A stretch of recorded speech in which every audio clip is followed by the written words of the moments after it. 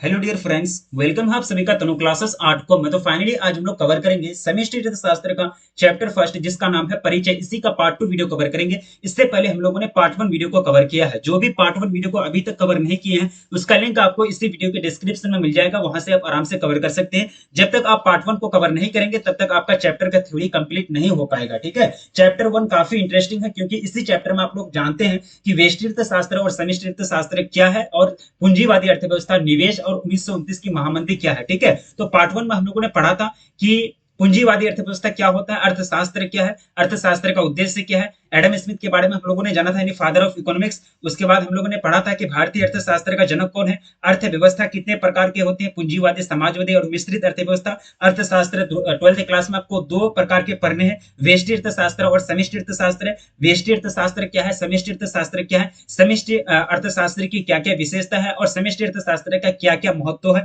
इसको हम लोगों ने पढ़ा था। ठीक है, तो पार्ट 2 का जो कंटेंट है, पार्ट 2 का टॉपिक आपका स्टार्ट होता है सरकारी आर्थिक नीतियों का निर्माण से। यहां से स्टार्ट होता है। पार्ट 1 तक हम लोगों ने यहां तक कवर किया था, यानी बी पॉइंट तक हम लोगों ने कवर कर लिया था। ठीक है, तो पार्ट 2 का कंटेंट आपका यहां से स्टार्ट होता है। तो चलिए स्टार्ट करते हैं। तो समष्टि अर्थशास्त्र का जो तीसरा महत्व आपको पढ़ना है, वो है सरकारी आर्थिक नीतियों का निर्माण, यानी formation of economic policies of the government. ठीक है, यानी गवर्नमेंट जो फॉर्मेशन करती है, इकोनॉमिक पॉलिसी जो बनाती है, तो वो किसके महत्व को देखती है, किसका उसमें योगदान होता है, समष्टि अर्थशास्त्र का योगदान होता है। जैसे कि देश में कुल उत्पाद कितना है, कुल निवेश कितना है, और एनआई आदि का जो अध्ययन किया जाता है, सब टॉपिक का जो अध्ययन किया जाता है, वो समष्टि अर्थशास्त्र में किया जाता है। और इसी को अध्ययन करते हुए, इसी को जानते हुए तब क्या किया जाता है, सरकारी आर्थिक नीतियों का निर्माण किया जाता है। जैसे कि जीडीपी लाई जाती है सरकार की तरफ से, जीडीपी के अंतर्गत ये चीज फिक्स कर दिया जाता है, हाँ जीडीपी का इतना परसेंटेज शिक्षा के क्षेत्र में जाएगा, जीडीपी का मान चलिए जीडीपी का 6% आपका चले जाएगा खाद्य संसाधन के क्षेत्र में, या फिर जीडीपी का मतलब 10% चल जाएगा आपदा प्रबंधन में। ठीक है, ये सारा चीज मतलब फिक्स कर दिया जाता है। लेकिन ये सब चीज को फिक्स करने के लिए, यानी सरकारी आर्थिक नीतियों का निर्माण करने के लिए किस चीज का टॉपिक को पढ़ना पड़ता है, किस चीज की अवधारणा को पढ़ना पड़ता है, समष्टि अर्थशास्त्र की अवधारणा को पढ़ना पड़ता है। और समष्टि अर्थशास्त्र की अवधारणा क्या क्या है, यानी कॉन्सेप्ट जो है एनआई, यानी नेशनल इनकम, कुल निवेश, कुल उत्पाद, ये सब चीज है समष्टि अर्थशास्त्र का मेन टॉपिक, यानी मेन अवधारणा कॉन्सेप्ट। ठीक है, अब देखिए चौथा पॉइंट है कि अर्थव्यवस्था को अंतरराष्ट्रीय स्तर पर लाना, यानी देश की इकोनॉमी, यानी देश की अर्थव्यवस्था को अंतरराष्ट्रीय स्तर पर अगर लाने का कार्य किया जाएगा, तो वहां किस चीज की पॉलिसी को फॉलो करना पड़ेगा, समष्टि अर्थशास्त्र की जो पॉलिसी है, जो भी रूल्स है, वो सारे चीज को फॉलो करना पड़ेगा। किन्हीं दो देशों के बीच तुलना, उनके एनआई यानी नेशनल इनकम और कुल जीडीपी, यानी जो डोमेस्टिक ग्रोस डोमेस्टिक प्रोडक्ट होता है, उसी को फॉलो करते हुए, उसी को मतलब कंपैरिजन करते हुए किसी दो देशों की तुलना की जाती है आर्थिक आधार पर, यानी अर्थव्यवस्था के आधार पर, आदि के आधार पर की जाती है, जो समष्टि अर्थशास्त्र का एक मुख्य घटक है। ठीक है, ये मुख्य घटक है ना, जीडीपी और एनआई क्या है, समष्टि अर्थशास्त्र का एक मेन टॉपिक है, यानी मेन एक कॉन्सेप्ट है। अब देखिए नेक्स्ट पॉइंट है कि समष्टि अर्थशास्त्र का मूल व्यष्टि अर्थशास्त्र में होता है, क्योंकि इसमें बाजार में मांग और पूर्ति की शक्तियों का समस्त प्रभाव का अध्ययन करना पड़ता है। ठीक है, यानी समष्टि अर्थशास्त्र में क्या होता है कि बाजार और मांग, यानी बाजार में मांग और पूर्ति, बाजार में डिमांड कितनी हो रही है और पूर्ति कितनी हो रही है, क्योंकि डिमांड ज्यादा होगा तभी ना वहां देश की इकोनॉमी आगे जाएगा, तभी ना देश का एनआई यानी नेशनल इनकम ज्यादा होगा। डिमांड कम हो रहा है, बाजार में वस्तु की पूर्ति नहीं हो रही है, तो वह क्या देश का इनकम बढ़ेगा। तो ये सब चीज जो पढ़ते हैं, कहाँ पढ़ते हैं, मांग और पूर्ति के बारे में हम लोग ने कहाँ पढ़ा है, याद कीजिए, मांग और पूर्ति व्यष्टि अर्थशास्त्र का सब टॉपिक है। आप लोग को अगर याद है तो पता होगा। ठीक है, आप लोग को याद है तो समझने में भी आसानी होगी, अगर याद नहीं है तो फिर एक तरह से समझने में आपको दिक्कत हो सकता है। ठीक है, तो मांग और पूर्ति के बारे में हम लोगों ने पढ़ा है व्यष्टि अर्थशास्त्र में। और मांग और पूर्ति डिपेंड करता है ना, इसी पर तो डिपेंड करता है आपका नेशनल इनकम। बाजार में अगर मांग ज्यादा होगा तो ज्यादा वस्तु मतलब बेची जाएगी, और वहां इनकम भी ज्यादा होगा लोगों का। जब लोगों का इनकम बढ़ेगा तो राष्ट्रीय इनकम बढ़ेगा। ठीक है, समझने मतलब आपस में सब क्या है, कोरिलेट है, सहसंबंधित है। ठीक है, पूर्ति की जाती है, ये सारे चीज का, ये सारे जो पावर होती है, परचेजिंग पावर, शक्ति, ये सब चीज का प्रभाव का अध्ययन किया जाता है समष्टि अर्थशास्त्र में। सिंपल सी मैं बात बता दूं कि अगर आप अर्थशास्त्र का अच्छा तरह से ज्ञान लेना चाहते हैं तो दोनों अर्थशास्त्र को आपको पढ़ना पड़ेगा। अगर आप चाहते हैं कि सिर्फ अर्थशास्त्र के व्यष्टि अर्थशास्त्र को हम पढ़ लें तो नहीं चलेगा, सिर्फ समष्टि को पढ़ लें नहीं चलेगा, आपको दोनों को पढ़ना पड़ेगा, क्योंकि दोनों एक दूसरे पर डिपेंड करता है। दोनों को जब तक आप नहीं पढ़ेंगे पूरा कॉन्सेप्ट आपका क्लियर नहीं होगा। ठीक है, तो ये था आपका क्या, समष्टि अर्थशास्त्र का महत्व, यानी इंपोर्टेंस ऑफ मैक्रो इकोनॉमिक्स, क्या क्या है सरकारी क्षेत्र में, गवर्नमेंट की जो पॉलिसी बनती है इसी को फॉलो करते हुए बनती है। नेक्स्ट पॉइंट है समष्टि अर्थशास्त्र की दो सामान्य विशेषता। ठीक है, जनरली जो विशेषता है वो क्या है कि समष्टि अर्थशास्त्र की नीतियों का पालन आरबीआई जैसी संस्था करती है, रिजर्व बैंक ऑफ इंडिया। ठीक है, यानी एक कब इसका स्थापना हुआ था? 1 अप्रैल 1935 को इसका स्थापना हुआ था ना। तो ये क्या है? भारत का रिजर्व बैंक है, यानी केंद्रीय बैंक है। हर देश का एक केंद्रीय बैंक होता है, जैसे कि अमेरिका का फेडरल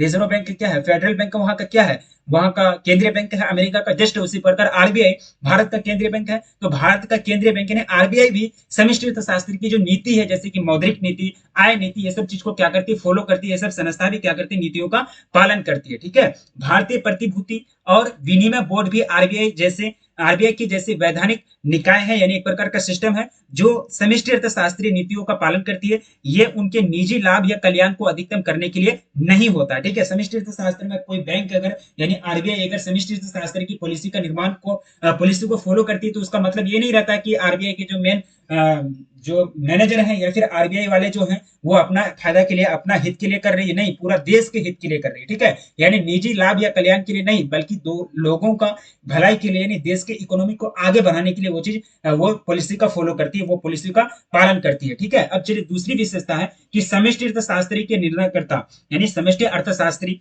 व्यष्टि अर्थशास्त्री भी होते हैं, समष्टि अर्थशास्त्री भी होते हैं। ठीक है। निर्णयकर्ता का निर्णय व्यक्ति के निजी हित के लिए नहीं होता है। कोई प्राइवेट लाभ आपको नहीं पहुंचेगा, कोई प्राइवेट आपको प्रॉफिट नहीं पहुंचेगा, उसके लिए नहीं होता है। इनका अनुपालन संपूर्ण देश तथा उसकी जनता के लिए किया जाता है। ये दूसरी विशेषता है। ठीक है। सामान्य दो विशेषता है समष्टि अर्थशास्त्र की, जिसको हम लोगों ने पढ़ लिया। नेक्स्ट आपको पढ़ना है आर्थिक एजेंट। सिंपल सी बात है, इकोनॉमिक एजेंट किसको बोलेंगे? जिसका इफेक्ट पड़ता है अर्थव्यवस्था पर, जो आर्थिक निर्णय ले सकता है, जो आर्थिक क्रियाकलाप करता है, उसको क्या बोलेंगे? आर्थिक एजेंट बोलेंगे। अब लोग लिख देंगे दो लाइन कि आर्थिक निर्णय लेने वाले या फिर आर्थिक क्रियाकलाप करने वाले या फिर आर्थिक क्रिया को वहन करने, आर्थिक क्रियाओं का संचालन करने वाले क्या बोलेंगे? क्या बोले जाएंगे उसको? उसको बोले जाएंगे आर्थिक एजेंट, चाहे वो व्यक्ति हो या संस्था हो। व्यक्ति के रूप में हम भी एक आर्थिक एजेंट कहलाएंगे, क्योंकि हम भी एक क्या है? उपभोक्ता है। आप भी कहलाएंगे, आप भी क्या है? उपभोक्ता है। आप भी वस्तु का उपयोग करते हैं, उपभोग करते हैं। संस्था आरबीआई भी एक प्रकार का क्या है? संस्था है, जो क्या कहलाएगा? आर्थिक एजेंट कहलाएगा। जैसे कि एग्जाम्पल के रूप में दिया गया उपभोक्ता, आरबीआई एक सब क्या है? आर्थिक एजेंट है। ठीक है। अब चलिए नेक्स्ट पॉइंट है कि 1929 की महामंदी, यहाँ से आपको क्वेश्चन बार बार पूछा जाता है बोर्ड एग्जाम में। ठीक है। ध्यान से देखिएगा और नोट बनाने का प्रयास कीजिएगा कि 1929 की महामंदी, द ग्रेट डिप्रेशन इन 1929। ठीक है। तो ये जो है इसकी शुरुआत हुई थी 1929 को। अमेरिका में जो शेयर मार्केट गिर गया था ना, तो उसी टाइम इनकी शुरुआत हो गई थी। शेयर मार्केट धड़ाम से नीचे गिर गया, गरीबी आ गई, पूरा एकदम कंपनी वगैरह बंद होने लगा। तो उस टाइम 1929 की महामंदी का असर शुरू हो गया था, मतलब उसी टाइम से ये शुरू हो गया था। यह समय रूजवेल्ट था। इस समय रूजवेल्ट अमेरिका के प्रेसिडेंट थे, अमेरिका के मतलब राष्ट्रपति थे। यूएसए में 1929 से 1933 तक बेरोजगारी की दर 3 से 25% तक हो गई। यानी यूएसए की बात की जाए, यूनाइटेड स्टेट्स ऑफ अमेरिका, तो 1929 से लेकर 1933 तक यहाँ जो बेरोजगारी की दर बढ़ी ना, वो 3% से लेकर के 25% तक बढ़ गई थी। ये मंदी क्यों आई, इसके बारे में भी कारण में आपको बताया जाएगा। ठीक है। यूरोप और सारा चीज हम पीडीएफ में लिख दिए, सारा चीज आपको नोट बनाने के लिए पीडीएफ में हम लिख दिए। ठीक है। ताकि आपको नोट बनाने में आसानी हो, आपको कोई दिक्कत का सामना ना करना पड़े, हमारी आवाजों को सुन के आपको नोट ना बनाना पड़े। ठीक है। इसलिए ज्यादा से ज्यादा हम कॉन्सेप्ट आपका पीडीएफ में ही सजा दिए हैं। आप लोग कॉपी कलम लेकर के सुनहरे अक्षरों में यानी एक कलम से नहीं बनाएंगे, रेड, ब्लू और ब्लैक, लगभग ये दो पेन कम से कम का यूज, दो पेन का कम से कम यूज करेंगे तभी अट्रैक्टिव लगेगा। सिर्फ ऐसे घेस देंगे कॉपी को तो देखने का भी मन नहीं करेगा और याद भी करने का मन नहीं करेगा। ठीक है। ये भी एक तरह से आई कॉन्टेक्ट बनाना है आपको कॉपी से। ठीक है। आई कॉन्टेक्ट देखने का मन करेगा, आंख को अगर देखने का मन करेगा तभी ना पढ़िएगा। ठीक है। इसलिए ब्लू पेन हो, ब्लैक पेन हो, रेड पेन हो, सारा पेन का इस्तेमाल कीजिए नोट बनाने में। ठीक है। फेर में कुछ भी कर सकते हैं, अगर रफली कहीं लिखते हैं तो आपको एक ही पेन का यूज करना है। ठीक है। यूरोप और उत्तरी अमेरिका के देशों में निर्गत और रोजगार के स्तरों में भारी गिरावट आई। मजदूरों को कारखाने से निकाल दिया गया। जब वहां कारखाने ही बंद हो गए, कारखाने में कोई काम ही नहीं हो रहा, तो मजदूर बैठ के क्या करेंगे? वहां से उन लोगों को निकाल दिया गया। अब देखिए कारण क्या है। 1929 की जो महामंदी आई थी, नहीं तो आपको पता है कि 1914 से लेकर 1918 तक फर्स्ट वर्ल्ड वॉर चला था और 1939 से लेकर 1945 तक सेकंड वर्ल्ड वॉर चला था। ठीक है। सेकंड वर्ल्ड वॉर और फर्स्ट वर्ल्ड वॉर चला था। लेकिन एक बात आप याद रखिए कि जब भी युद्ध होती है ना, तो उस टाइम युद्ध के सामान और जो भी इर्द गिर्द खाने पीने का सामान होता है, वो सब चीज का डिमांड बहुत ज्यादा होता है। यानी सैनिक और युद्ध संबंधित सामानों की मांग तेजी से गिर गई उस टाइम युद्ध तो खत्म हो गया ना, तो सैनिक से संबंधित उस टाइम तो सिर्फ सैनिक ही का प्रोडक्ट बनता था। पूरा दुनिया में होर चलता था कि पूरा एकदम लड़ाई चलती थी, फर्स्ट वर्ल्ड वॉर और सेकंड वर्ल्ड वॉर। तो उस टाइम लगभग बड़े बड़े उद्योग और बड़े बड़े कंपनी जो थे ना, उस टाइम वो लोग यही करते थे कि सैनिक के डिमांड को पूरा करना है, क्योंकि पैसा उन लोग को मिलता था और सैनिक की तरफ से भी भारी मात्रा में वस्तु का एकदम डिमांड होता था। लाओ भाई लाओ, अब जा रहे हैं वहां लड़ाई करने के लिए, यहाँ जा रहे हैं मैदान जीतने के लिए। ठीक है। तो मतलब उन लोगों को ज्यादा से ज्यादा वस्तु का डिमांड चाहिए था, वो लोगों का डिमांड बहुत ज्यादा था और ये लोग को मतलब कंपनी यानी उपभोग कंपनी और उद्योग जो है, ये लोग भी काफी ज्यादा बनाने लगे, उन लोग को भी काफी ज्यादा फायदा होने लगा। लेकिन क्या हो गया कि 1914 तक मतलब क्या हो गया, और मतलब 1914 में ये शुरू हुआ और 1918 तक चला, 1918 तक ही चला। जैसे 1918 में बंद हुआ तो कुछ साल बाद 1929 में, ठीक है, 18 से लेके पीरियड चला 1929 तक। इसमें तो बीच में शांत रहा, लेकिन 1929 में क्या हो गया, अमेरिका का शेयर मार्केट गिर गया, जिसका असर पूरे दुनिया में पड़ गया। क्या हो गया, पूरे दुनिया की इकोनॉमी यानी हर एक देश को इकोनॉमी अर्थव्यवस्था में पड़ गई। तथा दूसरी जो विश्व युद्ध हुआ है, सेकंड वर्ल्ड वॉर, 1939 से 1945 तक हुआ। आप समझ गए, जब भी युद्ध होती है तो उस टाइम सामान यानी जो होती है, जो प्रोडक्ट का मांग होती है, युद्ध संबंधी सामान, उसका मांग ज्यादा होता है। मांग होगा ही नहीं तो प्रोडक्ट बना के क्या करेगा कंपनी। जब प्रोडक्ट नहीं बनाएगा तो वहां मजदूर को बैठा के क्या करेगा, मजदूर को भी निकाल देगा कारखाने से। ठीक है, तो इस प्रकार का होता है। तो आप समझ जाइए, यहाँ वैसे भी 1914 से लेकर 1918 तक जो फर्स्ट वर्ल्ड वॉर चला, तो इसके बीच जो एक जेएम किन्स है, जॉन मेनार्ड किन्स, उन्होंने द मतलब कंसिक्वेंसेस एक बुक लिखी थी। और उन बुक में उन्होंने कह दिया था कि ये जो शांति समझौता हुआ है 1918 में, जो ये युद्ध की समाप्ति हुई, ये ज्यादा दिन तक नहीं चलेगा, ये आगे चल के फिर युद्ध होना ही है। उनका बात सच हो गया और 1929 में फिर से world war, second world war छिड़ गया, जो 1945 तक चला। ठीक है, अब चलिए नेक्स्ट पॉइंट आपको पढ़ना है कि समष्टि अर्थशास्त्र का उद्भव कैसे हुआ। अब देखिए, कोई भी समष्टि अर्थशास्त्र तो पहले था नहीं, सिर्फ अर्थशास्त्र था। तो समष्टि अर्थशास्त्र जो इसका जो उद्भव हुआ वो कैसे हुआ, जैसे कि आप लोग जानते हैं, आप लोगों को बता दो कि साइकोलॉजी जो सब्जेक्ट है वो उद्भव नहीं था। साइकोलॉजी जो एक तरह से मतलब ये था, टॉपिक था आपका, इसका था मतलब दार्शनिक फिलोसफी का टॉपिक था। ठीक है, किसका, फिलोसफी, दार्शनिक, दर्शन शास्त्र का टॉपिक था। लेकिन वो टॉपिक को छांट करके साइकोलॉजी सब्जेक्ट का उद्भव हुआ ना, उसी प्रकार समष्टि अर्थशास्त्र का उद्भव जो हुआ, यानी इमर्जेंस ऑफ मैक्रो इकोनॉमिक्स, तो 1929 की महामंदी से विकसित देशों की अर्थव्यवस्था चरमरा गई,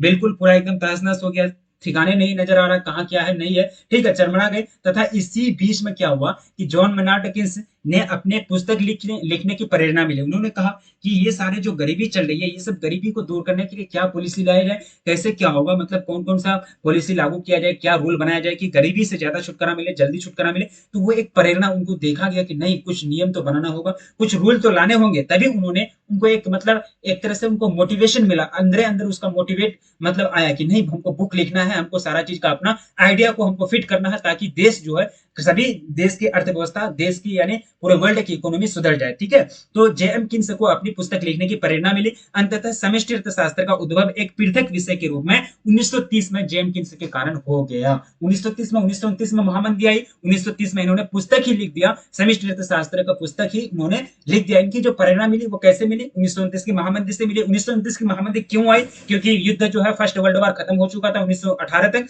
और 1918 तक वर्ल्ड वार खत्म होने के बाद 1929 में महामंदी आई। फिर जेएम किन्स कहे थे कि 1918 तक की युद्ध तो शांति हो गया, लेकिन आगे चल के शांति समझौता तोड़ दिया जाएगा। फाइनली फिर 1939 में सेकंड वर्ल्ड वार स्टार्ट हुआ और 1945 तक चला। ठीक है, अब देखिए 1936 ईस्वी में जॉन मेनार्ड किन्स का पुस्तक जो है the general theory of employment, interest and money, ये प्रकाशित हुआ। ठीक है, the general theory of employment and interest and money, ये प्रकाशित हुआ, तथा समष्टि अर्थशास्त्र का एक अलग विषय के रूप में अपना नींव डाली। ठीक है, आप समझ गए समष्टि अर्थशास्त्र का अस्तित्व कैसे है। अब जॉन मेनार्ड किन्स के बारे में तो पढ़ना जरूरी है, थोड़ा सा इंट्रो देख लेते हैं इनका। तो इनका जो जन्म हुआ था 1883 ईस्वी में हुआ था, और इनकी नागरिकता मतलब ब्रिटेन के रहने वाले थे। और ये जो शिक्षा ग्रहण किए थे किंग्स कॉलेज और कैम्ब्रिज यूनिवर्सिटी किंगडम, यानी कैम्ब्रिज यूनाइटेड किंगडम में इन्होंने शिक्षा ग्रहण किए थे। ठीक है, इनका और एक पुस्तक का नाम है द इकोनॉमिक, या द नहीं होगा, दी होगा, the economic consequences of the peace. ठीक है, अब देखिए यहाँ ये जो पुस्तक है, इसी पुस्तक में उन्होंने 1929 में जो ये पुस्तक प्रकाशित हुई थी, इन्होंने मतलब युद्ध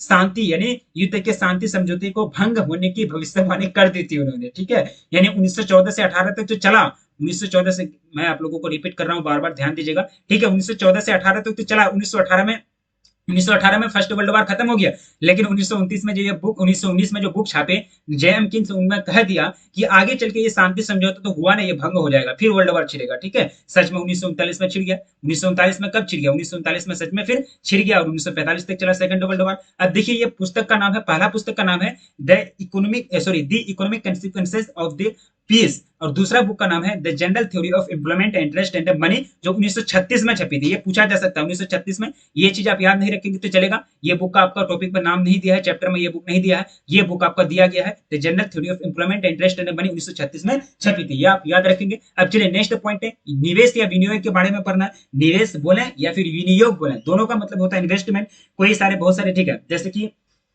वाटर, वाटर को मतलब जल होता है, मतलब हिंदी में बहुत सारे वर्ड होते हैं, लेकिन हिंदी के बहुत सारे वर्ड को मिला करके इंग्लिश का एक ही वर्ड मुकाबला कर लेता है, ठीक है। इंग्लिश में एक ही वर्ड होता है, दो चार वर्ड हिंदी का मिला करके, जैसे कि वाटर को जल भी बोलते हैं, ठीक है, नीर भी बोलते हैं, पानी भी बोलते हैं, ठीक है। मतलब हिंदी में कितना मीनिंग है, लेकिन एक ही वर्ड है वाटर, सिमट गया एक ही वर्ड में। तो इंग्लिश सब्जेक्ट इसलिए थोड़ा सा काफी ज्यादा आसान भी लगता है लिखने में, ठीक है। निवेश या विनियोग यानी इन्वेस्टमेंट जो होता है, यह आय का एक प्रकार का भाग है ना।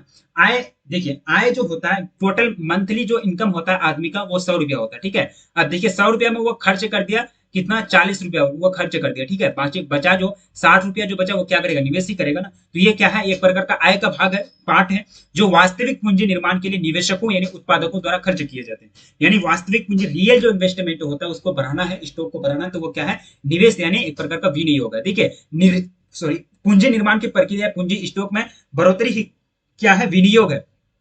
पूंजी को ज्यादा बढ़ाना है, 60 रुपया उसके पास बचा, ऐसा 60 रुपया को फिर कहीं किसी व्यापार में लगा दिया, किसी क्षेत्र में लगा दिया, वो 60 रुपया बढ़ के 75 रुपया हो गया, तो उनका क्या हुआ, स्टॉक में बढ़ोतरी हुआ ना। या पैसे का स्टॉक उनका 60 रुपया था, उनका पैसे का स्टॉक में बढ़ोतरी हुआ, यानी पूंजी बढ़ा। तो बोल सकते हैं कि पूंजी निर्माण ये भी एक प्रकार का तो पूंजी है ना। यहाँ क्या हो रहा है, 75 रुपया जो हुआ, ये भी एक प्रकार का पूंजी का निर्माण हो रहा है। पूंजी निर्माण की प्रक्रिया या पूंजी के स्टॉक में बढ़ोतरी ही क्या है, विनियोग यानी इन्वेस्टमेंट है, ठीक है। अब देखिए विनियोग जो होता है दो प्रकार का होता है। पहला जो है स्थिर विनियोग यानी फिक्स्ड इकोनॉमी होता है, एक लेखा वर्ष के दौरान। एक लेखा वर्ष यानी जैसे कि अभी तो लेखा वर्ष नहीं इस्तेमाल किया जाता, अभी फाइनेंशियल फाइनेंशियल यानी वित्तीय वर्ष इस्तेमाल किया जाता है। 1 अप्रैल से 31 मार्च तक जो होता है वित्तीय वर्ष, उसका प्रयोग किया जाता है लेखा वर्ष के अंतर्गत, ठीक है। तो एक लेखा वर्ष की अवधि में निवेशकों यानी इन्वेस्टमेंट जो होते हैं, जो भी इन्वेस्ट करते हैं, उत्पादक जो होते हैं, जो कंपनी के मालिक होते हैं, उनके स्थिर संपत्ति यानी स्थिर संपत्ति के स्टॉक में जो वृद्धि होती है, बोलते हैं उसको क्या बोलते हैं, स्थिर विनियोग बोलते हैं। मान चलिए उसके पास 100 रुपया है, 60 रुपया है, या फिर 70 रुपया है, 70 रुपया में और 15 रुपया ऐड कर दिया, बराबर हो गया उसका 50 रुपया, ठीक है। तो यहाँ क्या हो रहा है, वृद्धि हो रहा है। लेकिन ये 70 रुपया उनका कहीं मतलब काम में फंसा हुआ नहीं है, कहीं किसी बिजनेस का क्षेत्र में नहीं है, वो उनका स्टॉक में रखा हुआ, घर में रखा हुआ, या फिर बैंक में रखा हुआ, फिर और 15 रुपया उसमें ला करके जोड़ दिया, तो उसका स्टॉक में वृद्धि हो रही है ना। तो यहाँ जो वृद्धि होगी वो स्थिर विनियोग होगा। क्या होगा, वो स्थिर विनियोग, ठीक है। अब देखिए माल सूची तो आप जानते हैं, आपको माल सूची यानी इन्वेंट्री के बारे में बताया गया था, आपको इन्वेंट्री चार्ट के बारे में व्यष्टि अर्थशास्त्र में आप लोग याद रखे हैं नहीं रखे हैं, ठीक है। माल सूची में क्या होता है कि कंपनी में कितना माल का निर्माण करना है, कितना वस्तु का निर्माण करना है और सप्लाई करना है, ये सारे चीज का रिकॉर्ड होता है, ठीक है। अगर कोई आदमी माल के यानी किस चीज को बनाने में किसी इन्वेस्ट करती है, किसी कंपनी में इन्वेस्ट करती है, कोई चीज का निर्माण करती है, तो वहां जो वो इन्वेस्ट करेगी, विनियोग करेगी, तो वो क्या कहलाएगा, माल सूची विनियोग यानी इन्वेंटरी इन्वेस्टमेंट कहलाएगा, ठीक है। अब चलिए नेक्स्ट पॉइंट है, अर्थव्यवस्था के 4 क्षेत्र हैं। अर्थव्यवस्था के कितने क्षेत्र हैं, 4 क्षेत्र हैं। पहला जो क्षेत्र है घरेलू या पारिवारिक क्षेत्र, जिसको हाउस होल्डर सेक्टर भी बोलते हैं। दूसरा क्षेत्र है उत्पादक क्षेत्र या फिर फॉर्म क्षेत्र, जिसको प्रोड्यूसर सेक्टर बोलते हैं। हाउस होल्डर यानी सॉरी हाउस होल्ड सेक्टर यानी घरेलू क्षेत्र यानी पारिवारिक क्षेत्र के अंतर्गत हम लोग खुद आ जाते हैं। आपका फैमिली जो है पारिवारिक क्षेत्र है, इसमें आप लोग क्या करते हैं, वस्तु का उपभोग करते हैं, उत्पादन भी करते हैं, कोई किसी उत्पादन में कोई काम भी करते हैं। तो फैमिली के अंदर, परिवार के अंदर जो भी चीज होती है, इकोनॉमिक एक्टिविटी जो भी क्षेत्र है, वो आपका पारिवारिक क्षेत्र है। उत्पादक क्षेत्र के अंतर्गत या फिर फॉर्म क्षेत्र, इसमें क्या कौन कौन सा चीज आ जाएगा, फॉर्म आ जाएगा, कंपनी आ जाएगा, उद्योग आ जाएगा, यानी जो वस्तु का निर्माण करती है, वस्तु का प्रोडक्शन यानी प्रोडक्शन ऑफ प्रोडक्ट करती है, प्रोडक्ट का निर्माण करती है, तो वो आ जाएगा फॉर्म क्षेत्र में यानी उत्पादक क्षेत्र में। तीसरा जो है सरकारी क्षेत्र यानी गवर्नमेंट सेक्टर के अंतर्गत आ जाएगा। गवर्नमेंट सेक्टर के अंतर्गत बहुत सारी कंपनी आती है, सरकार के अधीन बहुत सारी कंपनी आती है, तो वो आ जाएगा आपका सरकारी क्षेत्र में। विदेशी क्षेत्र, जब आयात निर्यात या फिर इंटरनेशनल लेवल पर जो पूंजी का अंतरण होता है, वो इसमें अगर ऐड कर देते हैं तो वो हो जाएगा आपका विदेशी क्षेत्र। वैसे भी आपको यहाँ शॉर्ट में बताया गया। सेकंड चैप्टर में जो आप लोग पढ़ेंगे, वहां पढ़ेंगे आपका अर्थशास्त्र का द्विक्षेत्रीय मॉडल, त्रिक्षेत्रीय मॉडल, अर्थव्यवस्था का त्रिक्षेत्रीय मॉडल, अर्थव्यवस्था का चतुर्थ क्षेत्रीय मॉडल। तो वहां आपको ये सारा चीज कंप्लीटली बता दिया जाएगा, और भी बड़े पैमाने पर यानी क्लियरली आपको कॉन्सेप्ट वहां बताया जाएगा। फिलहाल आप ये याद रखेंगे। अब चलिए नेक्स्ट पॉइंट है, क्या है कि क्षेत्र यानी घरेलू क्षेत्र के बारे में थोड़ा सा देख लेते हैं। हाउस होल्ड सेक्टर, ठीक है, तो इसमें वस्तुओं एवं सेवाओं के उपभोक्ता को सम्मिलित किया जाता है। हम लोग परिवार में है तो वस्तु और सेवा का तो उपभोग ही करते हैं ना। ये क्या है, हम लोग खाते पीते हैं, वस्तु सेवा का उपभोग करते हैं। यह क्षेत्र फॉर्म तथा सरकार क्षेत्र के अलावा दूसरा बड़ा क्षेत्र है, ठीक है। परिवार क्षेत्र के लोग श्रमिक, स्वामी तथा उत्पादक भी होते हैं। परिवार में आप लोग क्या सब कोई खाते पीते तो नहीं है, वो तो उपभोक्ता है ही, क्या वो श्रमिक नहीं है, वो काम नहीं करते, लेबर नहीं है, वो घर में बाहर में जाके काम करते हैं, तो एक प्रकार का श्रमिक भी है, स्वामी भी है, उनके पास धन संपत्ति है, आपके माता पिता स्वामी कहलाएंगे, ठीक है, वो किसका स्वामी कहलाएंगे, धन संपत्ति का स्वामी कहलाएंगे, ठीक है। तो वो एक प्रकार का मालिक भी है, उत्पादक भी है, आप लोग किसी चीज का उत्पादन भी करते हैं, खेती करते हैं, कृषि उत्पादन करते हैं, चावल गेहूं का उत्पादन करते हैं, तो आप लोग क्या कहलाएंगे, उत्पादक भी कहलाएंगे। तो फॉर्म है ये सब क्या परिवार में है कि नहीं, श्रमिक भी परिवार में पाया जाता है, श्रमिक परिवार में कोई आदमी काम करता है किसी खेत में जाकर के, वो श्रमिक कहलाएगा। परिवार का कोई आदमी के पास बहुत बड़ा जमीन है तो वो स्वामी कहलाएगा। परिवार का कोई आदमी बहुत बड़ा जमीन है उसमें उत्पादन करता है गेहूं का, वो उत्पादक कहलाएगा। समझ गए ना। तो घरेलू क्षेत्र, पारिवारिक क्षेत्र में ये सब चीज होता है, ठीक है। अब चलिए नेक्स्ट पॉइंट है कि विदेशी क्षेत्र में क्या क्या होगा, कि विदेशी क्षेत्र विश्व के सभी देश क्या करते हैं, यहाँ क्या होगा, बाह्य व्यापार करते हैं। क्या होगा, बाह्य व्यापार करते हैं, यानी इंटरनेशनल ट्रेड के बारे में आप लोग पढ़े हैं चैप्टर 9 का, चैप्टर 9 में ज्योग्राफी का पार्ट 1 में, याद है ना आप लोगों को। तो बाह्य व्यापार यानी इंटरनेशनल ट्रेड करते हैं। बाह्य क्षेत्र से व्यापार 3 प्रकार से होता है, आयात के होता है, अगर बाहरी क्षेत्र से कोई चीज मंगाई जाती है वो आयात है, यहाँ से कोई चीज भेजी जाती है अपने देश से विदेश, कोई विदेश के मार्केट में भेजी जाती है वो निर्यात है। पूंजी अंतरण यानी अगर आय और मतलब एक तरह से निवेश यानी इन्वेस्टमेंट जो पूंजी की जाती है उसका अगर एक देश से दूसरी जगह, अगर एक देश से दूसरे देश अगर ट्रांसफर किया जाता है वो क्या है, पूंजी हस्तांतरण या फिर पूंजी अंतरण। तो ये तीनों के माध्यम से विदेशी व्यापार किया जाता है, ठीक है। विदेशी क्षेत्र और घरेलू क्षेत्र समझ गए क्या होता है। तो आप यहाँ लास्ट में क्या लिखा हुआ, लास्ट में आप लोग देखिए लिखा हुआ कि please like share and subscribe. Video को अभी तक जो लाइक नहीं की तो प्लीज वीडियो को लाइक कर दें, अपने दोस्तों में जमकर के एक बार शेयर भी कर देंगे। चैनल पर पहली बार विजिट कर रहे हैं तो चैनल को सब्सक्राइब करना ना भूलें, क्योंकि सारा चीज आपको पढ़ाया जाता है, सारा चीज का कॉन्सेप्ट आपको पढ़ाया जाता है, हर एक सब्जेक्ट का आपको तैयारी कराई जाती है। 12th क्लास के जितने भी सिलेबस के अंतर्गत चैप्टर है, चैप्टर यानी विषय है, वो सारे चीज का आपको तैयारी कराया जाता है, ठीक है। तो हम लोगों ने चैप्टर 1 सेमिस्टर अर्थशास्त्र का चैप्टर 1 जिसका नाम है परिचय, उसका पार्ट 2 को हम लोगों ने कवर कर लिया है। पार्ट 1 तो पहले ही कवर कर चुके हैं, पार्ट 1 को और पार्ट 2 को आप लोग कवर कर लेंगे। और नेक्स्ट जो आएगा आपका सब्जेक्टिव क्वेश्चन और ऑब्जेक्टिव क्वेश्चन आएगा। इसी तरह से आप लोग बने रहिए, तैयारी में लगे रहिए, आप लोग का रिजल्ट बेटर होगा, इसमें आप लोगों को टेंशन लेने की जरूरत नहीं है, ठीक है। तो मिलेंगे फिर नेक्स्ट क्लास में, तब तक के लिए जय हिंद जय भारत।